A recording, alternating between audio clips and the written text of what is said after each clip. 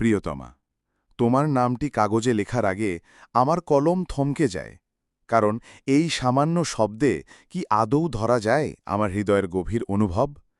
প্রতিদিন সকালবেলা তোমার মুখখানা ভাবতেই আমার দিনটা আলোয় ভরে যায়। জানো, তোমার হাসি যেন এক আকাশ ভরা রোদেলা দুপুর, আর তোমার চোখ দুটো গভীর কোনো কবিতা, যেখানে আমি প্রতিদিন হারিয়ে যাই। তোমার সঙ্গে কাটানো প্রতিটি মুহূর্ত আমার কাছে যেন জীবনের শ্রেষ্ঠ উপহার।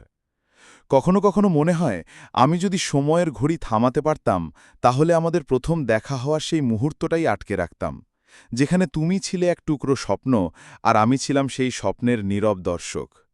আমি জানি না ভবিষ্যতে আমাদের গল্প কিভাবে চলবে, কিন্তু আমি এটুকু জানি, তুমি থাকলে আমার যে কোনো পথই হবে সুন্দর। যদি কখনো কষ্ট দিই, ভুল বুঝি, প্লিজ আমাকে ক্ষমা করে দিও, কারণ ভালোবাসা মানে শুধু হাসি নয়, মান অভিমানেও লুকিয়ে থাকে এর গভীরতা। তোমাকে ভালোবাসি এক জীবনের চেয়েও বেশি। তোমার হৃদয়ে একটু জায়গা দিও, চুপচাপ নিঃশব্দে বসে থাকার জন্য। চিরদিনের জন্য, তোমার ইকবাল।